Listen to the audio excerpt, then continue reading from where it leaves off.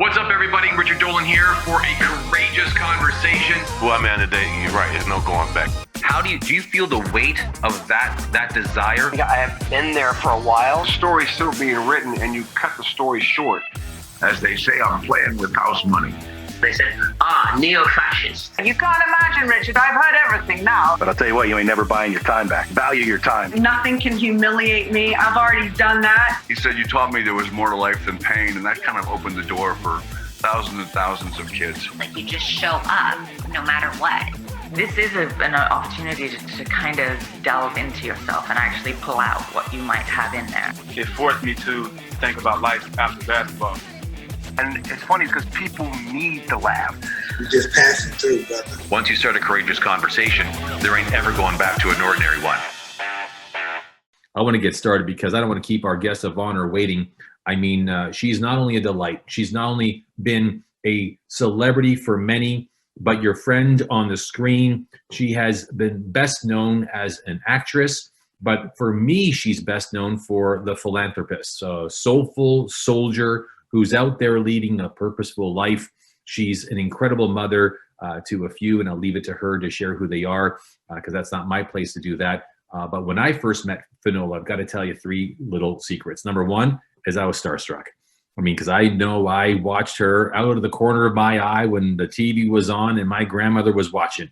My mother was keen and leaning in. And I mean, every single time I saw her on screen, I got to say I had a little bit of a smirk on because I had a little bit of a love on for all things Finola Hughes.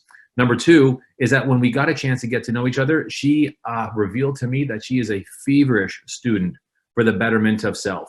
She's a long life learner of how to get greater, how to get better, how to be stronger as a person, as a mother, as a leader. And that for me was really quite revealing. But third and most important is she's just getting started. I mean, if you've not gotten to know Finola personally, I've got to tell you that on her behalf, I've come to learn that she's just warming up. She's got her hands in production opportunities. I mean, great ventures and all the like, but not just in Hollywood, from around the world. And to share a little bit about where she's been, what she's up to, and where she's going, let's put our hands together and welcome Miss Finola Hughes, everybody. What's up, darling? Hi, can you hear me? I can hear you. I can see you. You look delightful. How you been? I've been good, thank you. I yelled earlier. I was like, "Can you hear me? Can you hear?" But I was on the phone, and I forgot that I'd left my mic on. Anyway, that's okay. Sometimes it's like, "Yes, we can hear you." Oh, good. Well, hey, listen. By the way, just as an aside, and not to open up a can of worms, but my heart goes out to Cash. I hope all is well and things are stable. Thank you. Yeah. Okay, good. Well, listen, love you lots. Love that you're here. Thank you so much for being here. I mean, for all the folks who are dialing in from around the world who watch this after we are live, I mean, there's thousands of people who've been really stuck at home and are wondering, like, how do I stay connected to great people that inspire me, people I love and look up to? And you were at the top of the list of people I want to invite on this. So how have you been? I've been okay. I've been all right. You know, I've kind of come to the conclusion that you honestly just have to accept everything that happens in life. And, it seems to me that a description of pain is not being able to accept things as they are. And so I've just kind of gone on with it and tried to find grace in all of it. And just, I'm here with 3 children. So there's a lot of cooking and there's a lot of organizing and tidying, so much cleaning. But I studied under a wonderful guru, Sadhguru out of South India. And he just would talk about service. And we sometimes forget that we immediately think, oh, service is to the greater community, but actually service is right there in your family. So when I was loading the dishwasher for the 50th time in like 3 days, it seemed like I just thought, okay, this is just service right now. And it's just service so that everybody gets clean plates and that's it. Rather than putting all this kind of, this is so hard. And it's really not. the people that are like my brother is a doctor, and so those people and the people that are delivering our mail and working for us so that we can get groceries, those are all the people that are working hard, honestly. Well, wow, if you're just joining us live, I know that we've got people in from all across Canada, throughout the States. We've got new friends in from Ireland, Scotland, Ireland, from the UK. I know you're loved by so many. So welcome, Jerry, Monica, David. Good to see you, Linda, Erica. If you're just joining us, we're joined with the talented Miss Finola Hughes. So good to see you. You talk about cooking. It sounds like you're the most talented short order cook the family's ever seen. So it sounds like breakfast, lunch, and dinner. But it sounds like perspective. It sounds like from your mentor from South India, you've really learned to really take responsibility for the perspective that you're looking at the world through. Is that accurate to say? Well, he's fantastic. He deals in logic. It's not, like, yes, I mean, it's about meditation, but it's more logic. It's just really just using your emotional IQ. Which I'm a big one for, I think we can all go to college and we can all be intelligent and learn wonderful things. But I think you have to have an emotional cue and an EQ. And it's something that I just try to instill in my children, that you just have to have some sort of rational thought about things. And then also something you mentioned, which is very cool about. I've been guilty of being called cool once in a while, Finola, just letting you know. Just on Tuesdays. Just on Tuesdays. But today's Friday, so anyway. But take it anyway. It's the self-actualizing. I think that a human doesn't feel as though a day is well spent unless you've figured out a way to just be better. Then, and that's just mentally. It doesn't mean, you exercise more. It doesn't mean you're better with calories but just trying to figure out your journey, your inner journey. And I think if I leave this mortal coil, knowing myself, really, that's kind of a journey well spent. Now, let me ask you something. In the time I've gotten to spend with you, I mean, you come across as someone, and I really experience you as someone who spent a lot of time discovering themselves and then rediscovering themselves. And once you discover yourself, you rediscover yourself. Yeah.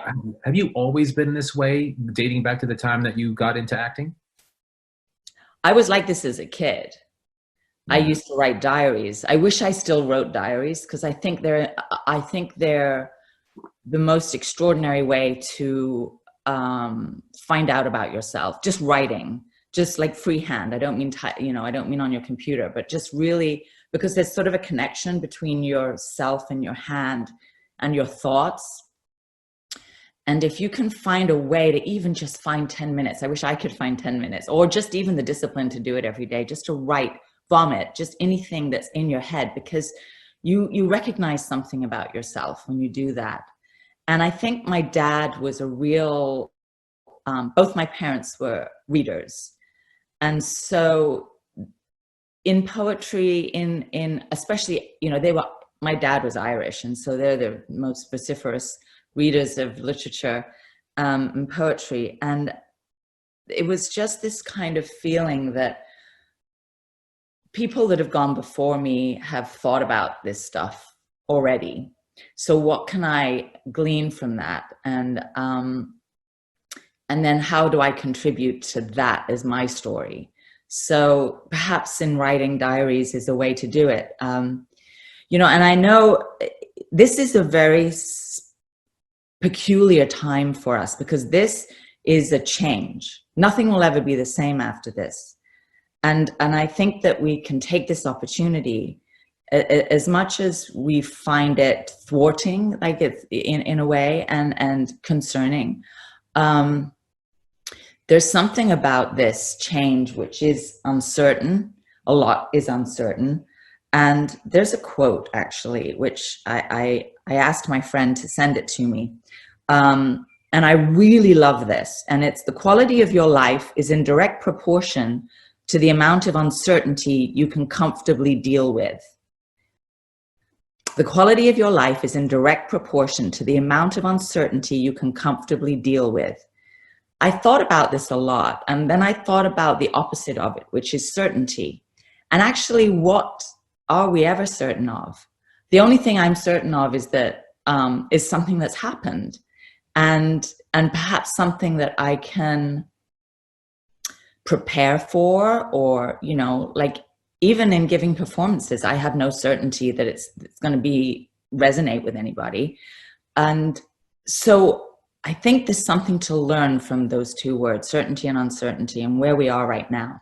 And we're kind of slap dab in the middle of uncertainty, and how comfortable we can be with that, how we can find a positive spin on everything, how we can cope with it, I think is how well that, you know, is how we can find something deeper in this situation that we're all in.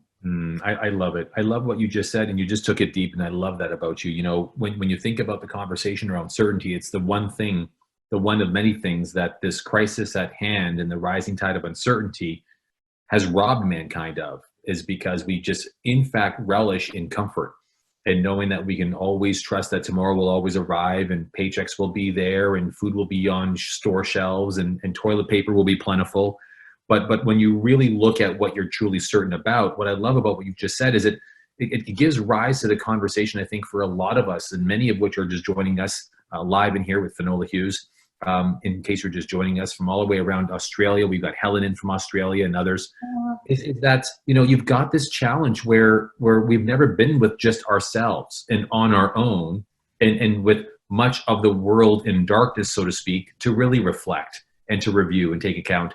Have you discovered something new about yourself during this time? Yes, and I don't like it. Yes. Are you going to share what it is? Sure. Okay. And it's really interesting, well, to me anyway, because obviously I just got asked this question, but you might find that it resonates with some of you as well. Like the things that we brush aside and we keep going, like we keep going in the morning, we get up, we have certain appointments that we have to be with, and we have to get there. And I learned that very early on in this whole lockdown that I had no structure. And so my dog is right here. He's dreaming. And so if you hear little whimpers, and he's dreaming, it's nice. Is that I had to figure out a structure. So I started a writing course, and I just started a sort of yoga class. So I've been doing that every morning. And obviously my children give me structure because they have to be fed. They have to get online for classes. And then the writing structure, like, you know, it was 2-hour class every day. And then I felt better. Then I felt like I had a sort of, there was a path. But what I discovered was that also that even structure is a distraction from things that I might really have to do, like completely go through all of the kids' clothes and my clothes, get rid of all, like there's things that you just step over. So I really started to analyze that, and what is it that I'm not doing that would set me free? Like I just got it done. Well, what's amazing is that I'm sensing in you, because of many things I've come to learn of you. You're a very accomplished actor. You're always looking for a challenge.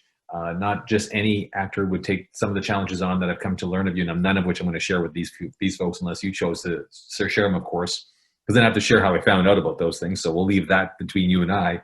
But that being said, do you find that during this time that you were very accomplishment oriented? Do you feel like you were someone that needed to get something done, or was it that structure was most important to you so that you had some sense of context for a day? I think it's both.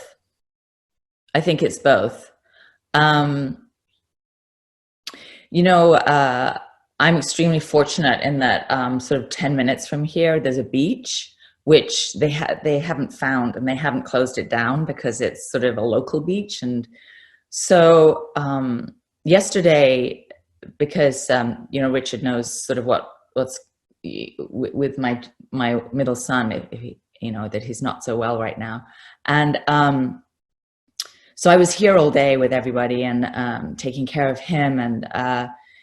And it was like 6 o'clock. And I was like, I have to get out. And I went down to the beach. I ran just really fast. I took the car and I went down to the beach and I just lay on the beach. There was nobody there. And I just lay there and just let the air kind of go over me. And I walked into the ocean and I thought, if we can learn anything from this time that we've been given, we'll never get this kind of time. We'll never get this time where nothing else is going on in the world, almost, where we can reflect, because you have to reflect on your life. A life unexamined is just, we're just going by the numbers. And so I just thought, it just kind of made me, that thing when you were a kid, like you would go, oh, this is me now, this is real, this is the world, look how amazing. If you can find those moments just to do that. And I know I'm sorely remiss of doing that over the past however many years, just because life goes so fast, but life has kind of stopped a bit. And I don't know if that's answering your question, but I do think it's structure. And I think it's also that I feel I have lived a day, like actually lived a day, and because every moment, it's just, you never get these moments back. They're just, it's the whole experience of being alive is extraordinary. And I don't know, I mean, if there's some way that we can not take it in cerebrally, but if we can just breathe it in, like just really breathe it in. I think that's why when you talk a bit about the diarization of your day, being able to, recognize something about yourself, just the act of doing so 10 minutes per day gives you an opportunity to kind of just pause, check in, reflect, review, observe, and then memorialize just what it is that's most memorable about the day. And it doesn't have to be about an accomplishment. It doesn't have to be about some target achieved. It doesn't have to be about something that you've dominated. It could simply be about that moment you left your home at around 6 o'clock to go to that beach that no one's discovered, and you first felt the wind hit your face, and knowing that in that moment you were alive. Yeah. And so what I love about that is it sounds like you're always seeking opportunities to be present and to rejoice and to be appreciative and grateful for just time itself and what it represents for you. Would that be accurate? Well, there's the word right there, grateful. I mean, gratitude is I think it's what one, if one could do anything right, it would be to lead with that, just like lead with that, like literally, Look right there. But I don't know if you all noticed that. Put it in the chat room if you noticed what I just noticed. Right in that moment, the moment I said gratitude, it looked to me that Finola got grateful. And when you're grateful in that moment, it just becomes you. It really, really does. And there's a joy about that. Y'all see that? Lit up with appreciation. Yeah, it's the best. Absolutely. Hey, listen, if you're just joining us, folks, from around the world, even those who are going to join us through the recording, this is Finola Hughes joining us live all the way from her home in beautiful Los Angeles. It's so good to have you here, dear. I know that being here is a very huge effort for you, given the needs of the kids and the crisis at home. So grateful for your time. Hey, look, we got lots of folks who are just private messaging me. You can't see it, I can. That are dying to ask you questions, who are just wanting to share with you their thoughts, or perhaps even just say hello to you. Are you open to that over the coming minutes? Uh-oh, did I lose her? She may have been frozen. I may have lost. Oh, there you are. Yeah, it all froze. That's okay. That's okay. You mean? Yeah, the Labrador is absorbing all the Wi-Fi bandwidth during the dream session. That's okay.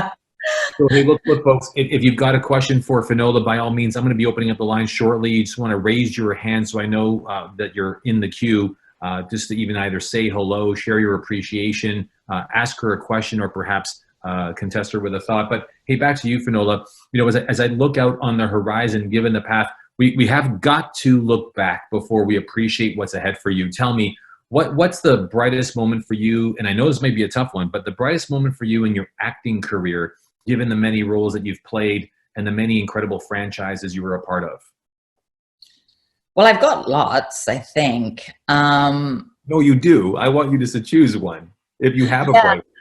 Well, look, I really like to laugh. I think humor is unbelievably important to me. It just, if anybody can make me laugh, they're a friend for life. My oldest son is a very funny person, and I spend a lot of time just laughing with him. But I got an opportunity to. Well, that's better than laughing at him. Yeah. Oh. We laugh at each other. I got an opportunity to work with Tracy Ullman one time on Tracy Takes On, and I was playing a ballroom dancer to her flight attendant, her male flight attendant. And I spent a week with her and her company, and we literally laughed from 9 a.m. in the morning till we went home at night, like laughed. And the end result was great. But I just feel like that experience of a production where making each other laugh and being comfortable like that, it was just a fantastic experience. And I have to say, wherever I go, like, you know, with actors can goof off a lot, and actors are very smart. They're very smart in a kind of emotional way and reading people. So you spend a lot of time making each other laugh, you know, often at other people's expense, but often not cruelly, just fun, you know. So well, if that's an apology, just so you know, from last I saw you, I'll take it, I'll accept it. So I'm totally kidding. You know, given that, and I know that there's so much great things about your past, and I know that there's a number of people that have got their hands up, so I'll get to them in a moment. But tell me, what's got your attention now as you look at a life post-COVID and all things crisis? Tell us a little bit about some of the projects or some of the things that you're interested about most that's really got your heartstrings being pulled. Last I spoke to you, there was a production under the works that you were really excited about.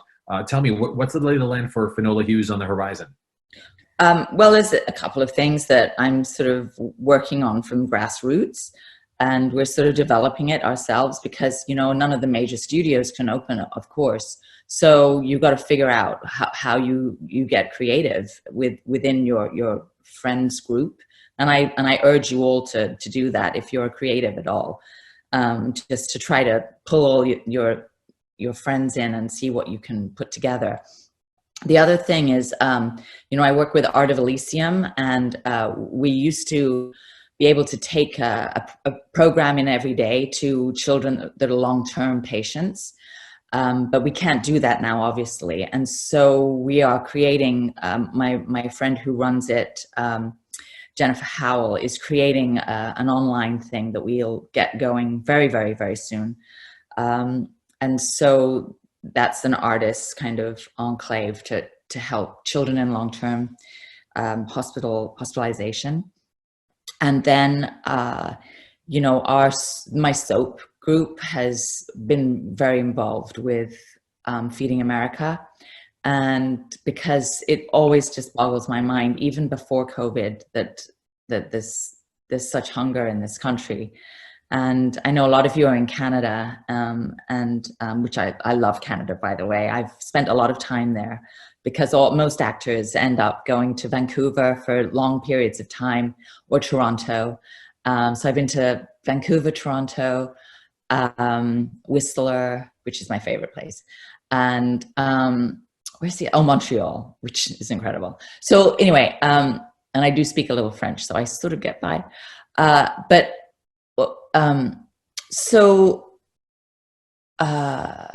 Yeah, and then writing And just this is an opportunity to kind of delve into yourself and actually pull out what you might have in there, and just bring it all out, even if you think it's terrible, because eventually it'll get good.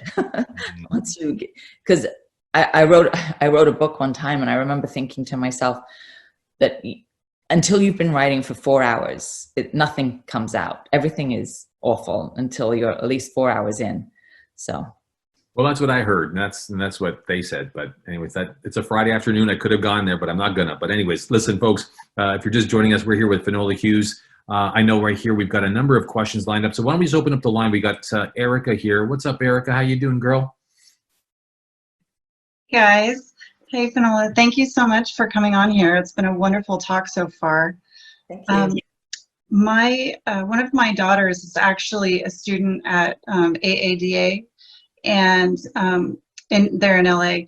And what advice would you have for her? She's 18, she'll be 19 this year. What advice would you have for her starting her hopeful career in dramatic arts?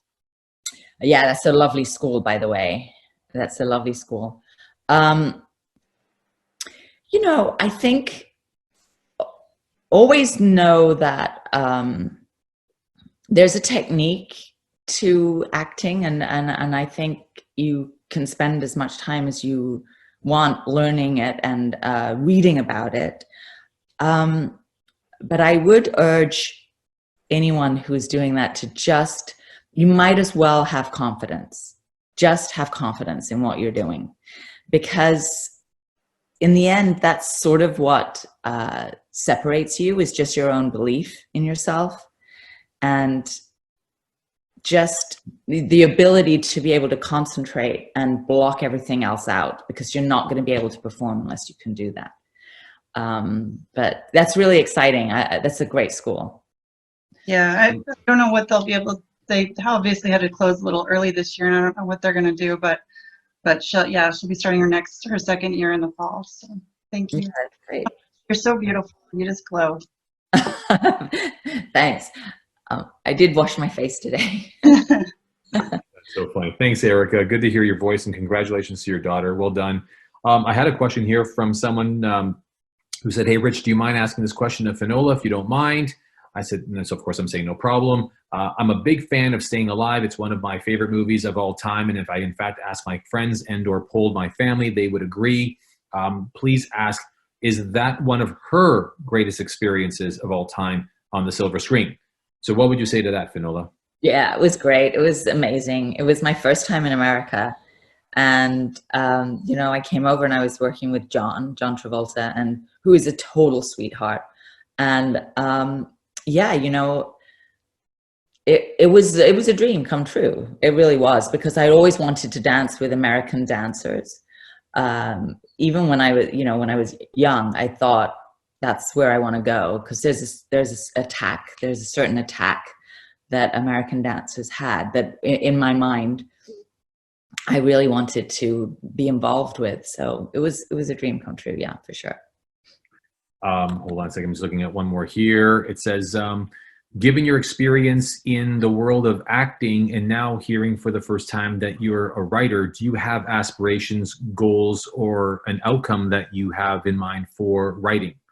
So I guess that question would have something to do with just like, you know, are you picking it up because it's some sort of a new hobby, or is it, do you have aspirations in being a writer?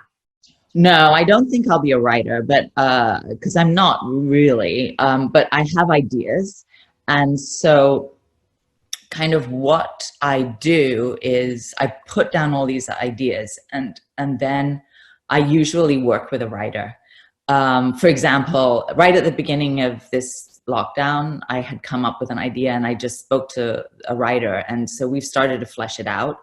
And another producer, something that I wrote 3 years ago, she's taken this. So it's not, you know, none of it's ever going to really meet the public's eye, but the ideas probably will, because I think the ideas are solid, but I don't believe I have the talent or expertise to really bring it to fruition. But everything is collaborative. Like in this profession, everything is collaborative. Even if I was, like, say, a writer, I would still be working with another writer, because you get a much more rounded product with that.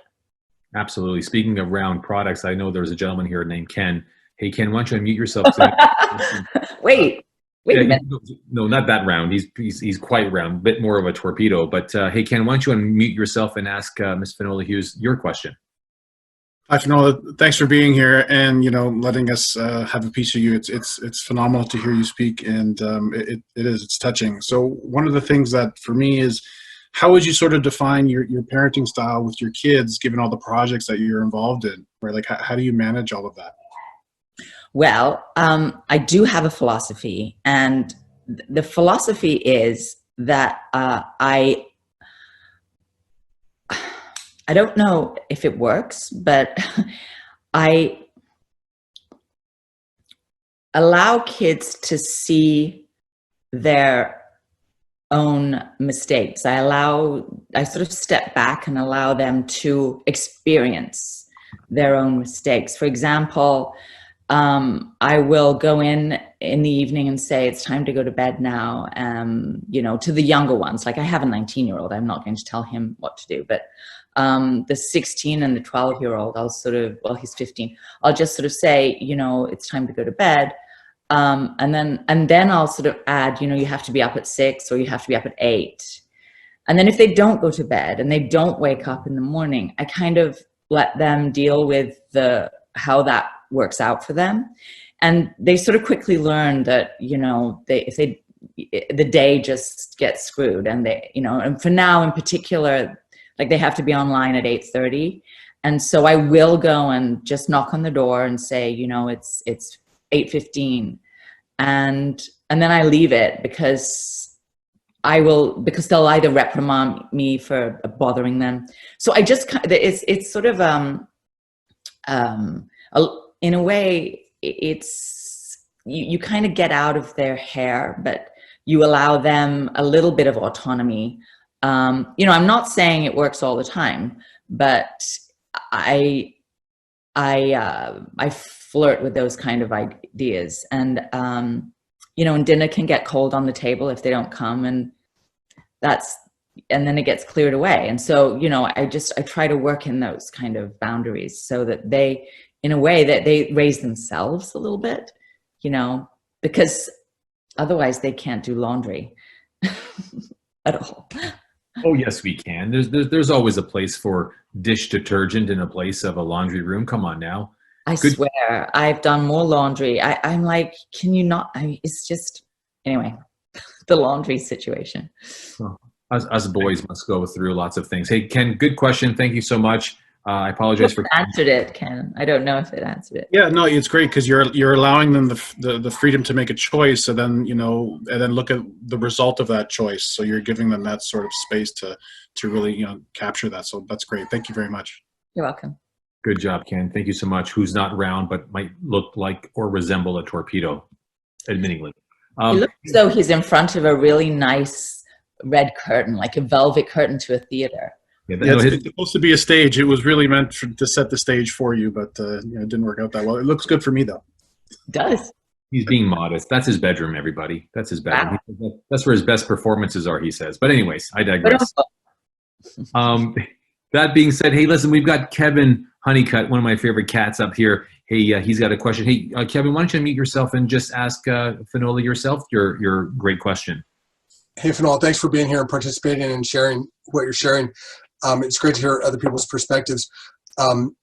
My question for you is, knowing what you know now about life, what would you do differently with your profession if you had it to do over again? I just have more confidence. Just go for it more. Take more risk? Yeah, take more risk and do everything. Like, I think when I look back, it's the times that I said no. And if I analyze the times I said no, it was out of fear. Can you share something like that? Like, what is an opportunity that you didn't take advantage of that you wish you did have? Oh, for example, there was a Harvey Keitel movie, and it was called Bad Lieutenant. And it's a great film, but it's really dark, and it's really like the roles were really dark, and I was scared. And it's not that it would have changed anything. I mean, it would just have been a different experience.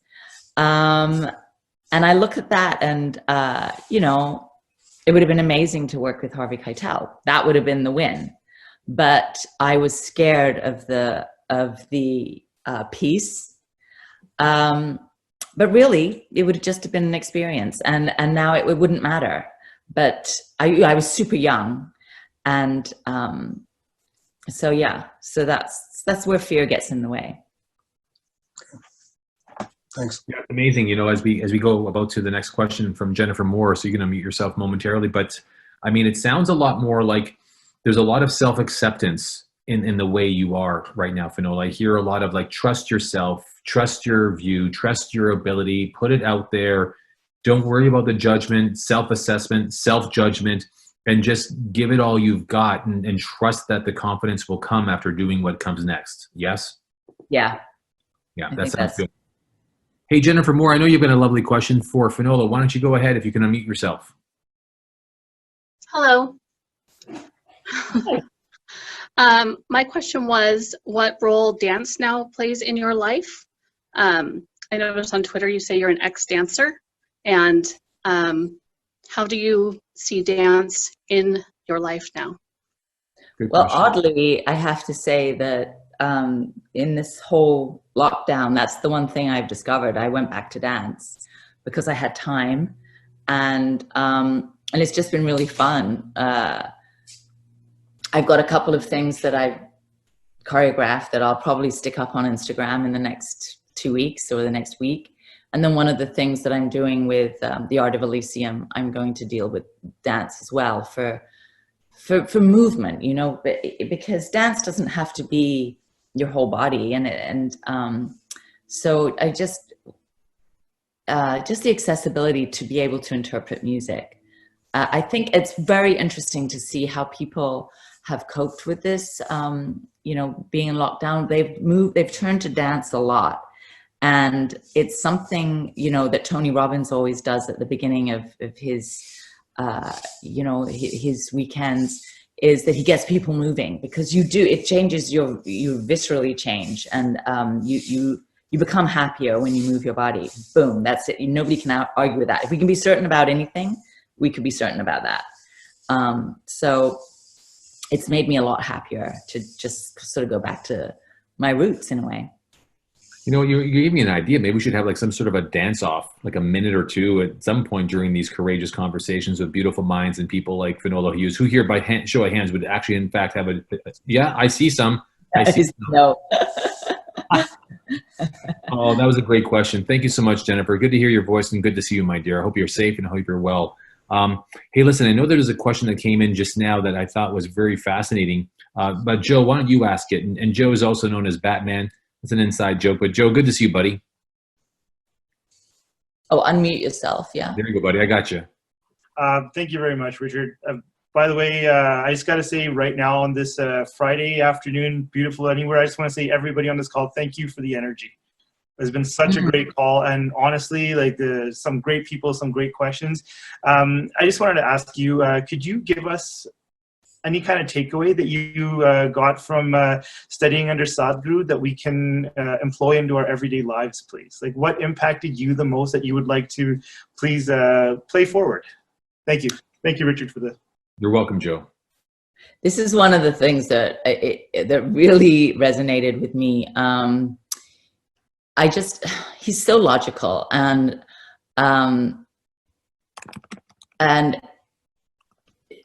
you know, like, sort of every day is a gift. I mean, he really harps on that, but he has really good, strong lessons.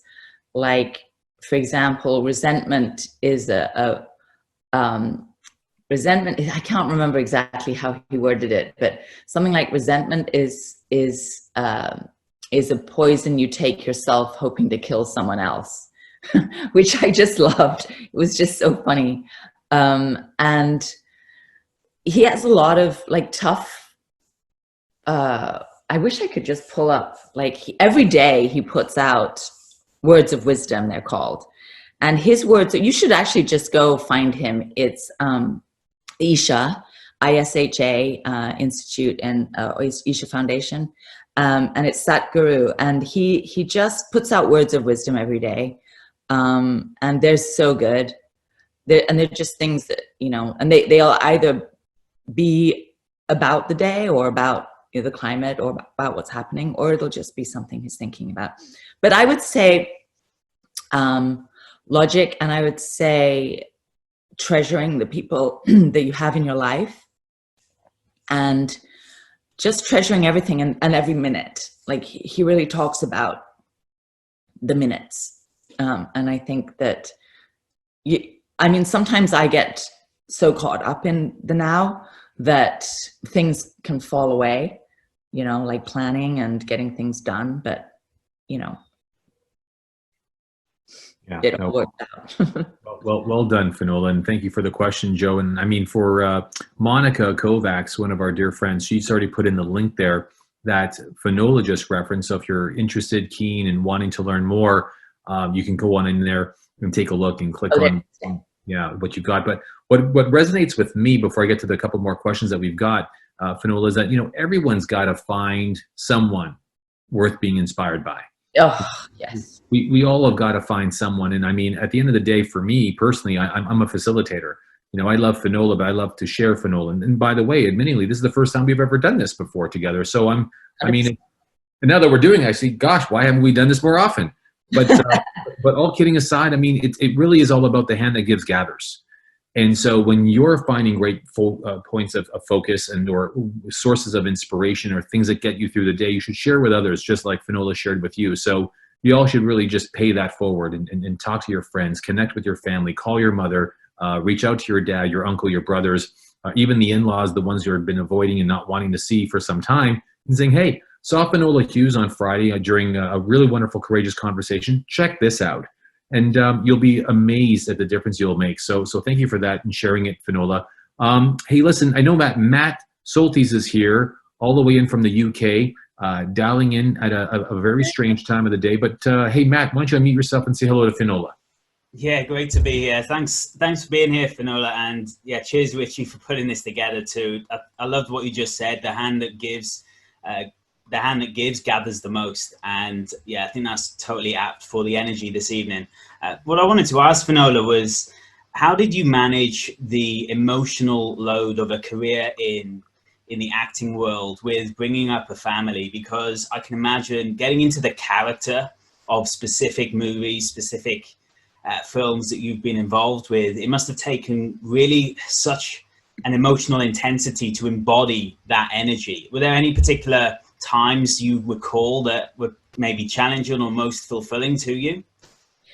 Yeah, you know, oddly enough, the most dramatic things I've done have been on the soap, General Hospital. I think that's where there's a lot of gnashing of teeth, because they really deal with emotions from, you know, A to Z. Yeah. And you in a compressed time, can I just interrupt you for a moment, Finola? Like in a compressed time, is that accurate by saying too? Sorry? In a compressed time as well. Oh, yeah. It's so compressed. Like we literally have two goes at it. We have one rehearsal and one take, and we have to get it. You have time to rehearse downstairs, but it's very, very rushed. If that's what you mean, Richie? Yes. Yeah, that's what you mean, Richie. Yeah. So it does go very fast.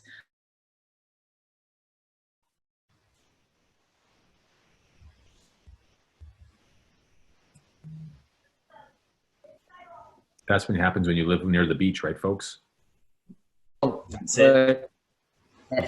I don't know if it's NCI or if it was none of those other. I had to have lost my teenage daughter.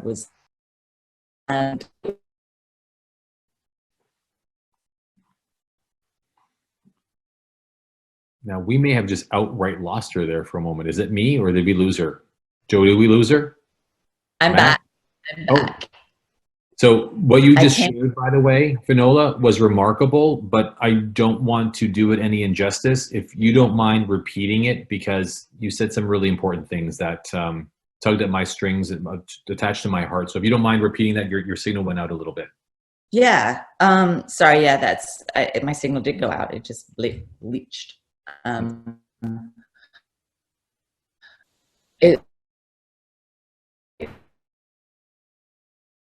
It's back.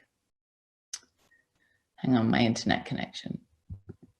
Well, while you're figuring out, here's what I'll say. And by the way, what I meant just for everyone else is what I said by compressed time is that time in the world of a soap opera is like, well, every single 10 or 50 minutes could represent a day or two or a week. So they're manufacturing emotions and this journey that's happening within the hour in which you're watching it. You all get that? In addition to the fact that these folks are in fact performing inside of literally minutes between one take and one rehearsal. So I think we got Finola back. I was buying some. Yeah, I'm back. I am. Lovely. Go ahead. It's funny. I feel like I'm being teleported, like Star Trek. You know, I don't really exist. Do any of us? I don't know. And we don't. Yeah, and when we get so wrapped up in things. Anyway, I digress. Yeah, it was a moment where it was an NCIS or one of those, shows. I'm umming and ahhing, and the character's daughter had been murdered. And she and her husband, who was another actor that I actually knew, had to go and identify the body. And when you shoot, when you shoot single camera, nighttime, it takes a long time to shoot like one side and then the other side.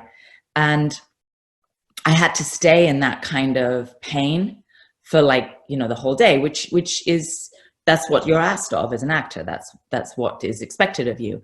But I do remember meditating a fair amount in my room, my dressing room, and I do remember thinking, and holding off those thoughts because it was heavy. And yeah, so you do have to sort of delve into those thoughts. But I have a good ability to get out of it. I think because Kevin Bacon once said this, and I really, really love it. He said, "I'll never do anything great because I like to be happy too much." And that's not true because he's gone on to do some amazing things. But I do like to be happy much more than I like to be in pain, I think, like everybody. So it doesn't take me long to get out of that. So, and then I get home to the kids and then it's all back to normal. Does that answer the question? Yeah, amazing. No, thanks so much, because I just know how taxing it must be at times, and I think that's a beautiful illustration. So thank you. Yeah, you bet. Thank you so much, Matt, from over the pond and in the UK. Yeah. I'd love to you and the people of London. So good to see you. I think we've got time for just maybe two more, and I've got them already in the queue. So Naran, why don't you go on in there and say hello to Finola Hughes. Hello, Finola. It is such a pleasure to meet you. And yeah, I'm the man in the hat, just like yourself. Oh, yeah. Oh, I see you, Naran. Yes. Yeah. Hi. We hat people have to stick together. I am just so impressed by the level. I can't believe I'm speaking to Laura from Staying Alive. Oh, was that her name? That's right, yes. Yeah, it was Laura, yeah. It was. But you have accomplished so much in your acting career. My question is, what's next for you? And I don't mean in the sense of what do you want to get done. I mean, we won't. You're among friends here. We'll keep it to ourselves. What I want to know is, what are you aching to create?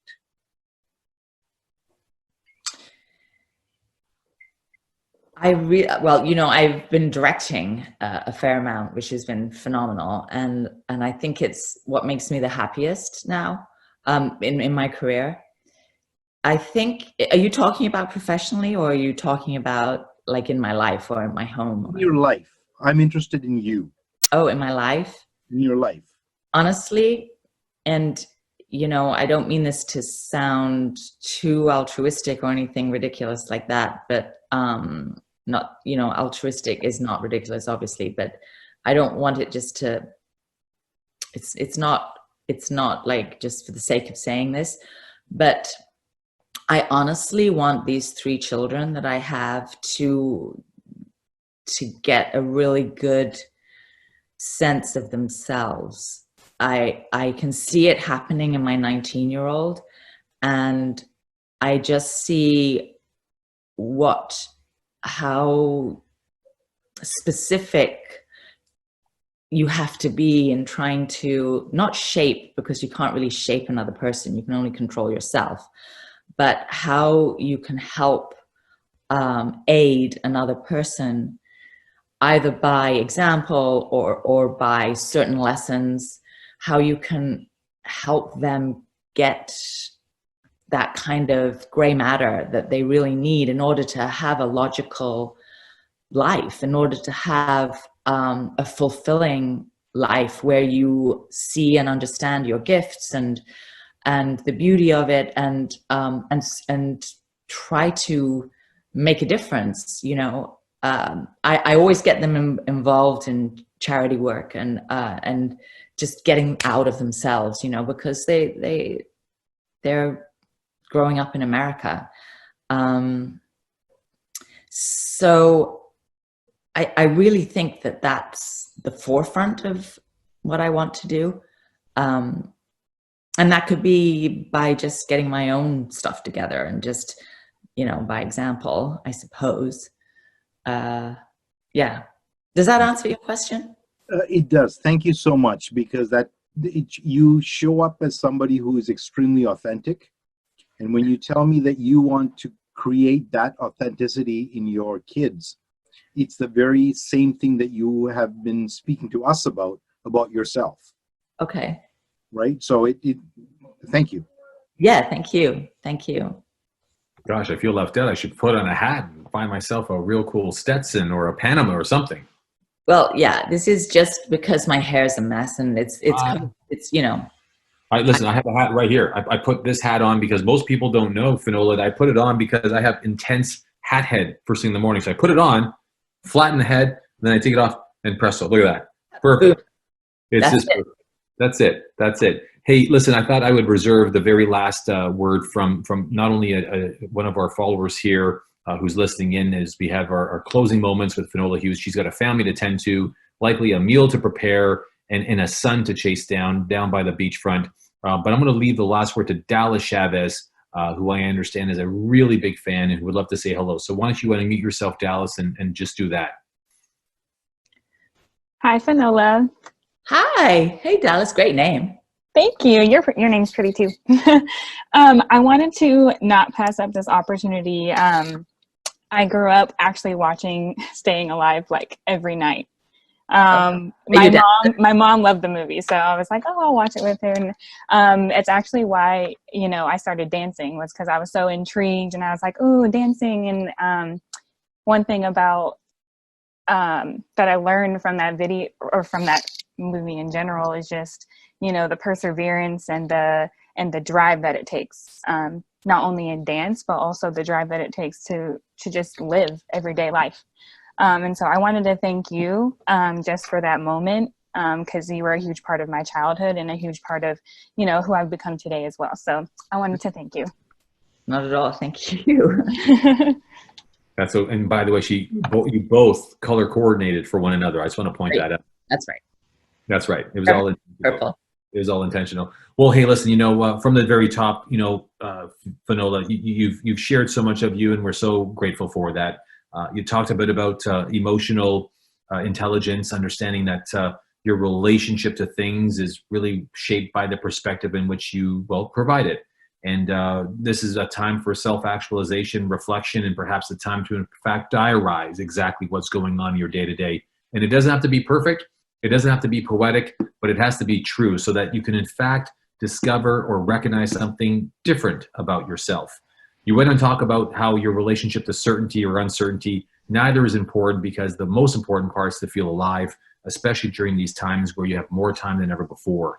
And during that time, you've come to learn that there's a magic and power in writing, in relating, in cooking and cleaning and all the other wonderful things that comes with you being the woman you are, the mother that you're relied upon. But most of all, and I think best of all, is that you've got to just laugh. You've got to laugh, because inside of that, you find your humanity and you find the fuel that lights the flame that makes us, well, alive again. And I hope I captured all of it. Would you not agree there, Finola? You'll have to send that to me, because I can't believe I said that. I was like, Billy, did I say that? Well, and by the way, you said much more. So on behalf of the entire group here, people who are watching live from around the world, as we already know it, and those who are going to be watching this by way of recording, folks, why don't you put some love in the chat room there so Finola knows that you made a difference, that she's made a difference, that it really, in fact, touched you in some way, shape, or form. But more importantly, that you're really glad that you had the chance to connect with Finola Hughes, who's not just an actress, not just a celebrity, but a mother, a beautiful woman, and an incredible soul. So look at that there, Finola. Lots of love from all over, even down the street from you in Beverly Hills. Look at that. Oh, thank you. So listen, Finola, from my heart to your ears, I want to just thank you on behalf of everybody for being here. I go out there and reach people who I admire, I respect, and more importantly, I love, to come on in and inspire people just like those who are here, both live and through recording. So thank you so much for being here, my dear. Thank you. Thank you for having me. Thank you, everybody. I hope you all stay safe and be well. Well, fantastic. Well, listen, I'm going to continue praying for Cash. I know he'll be just fine. But I know that as a mama cub, mama bear rather, to the baby cub, he ain't fine until he's fine. So we'll all pull through for him. We want you to know that we love you. We're grateful for you. And for each and every one of you, from my home to yours, we've been joined by Finola Hughes, a dear friend, and I love her to death, and I'm so grateful that she was here. So folks, go have yourselves a wonderful weekend.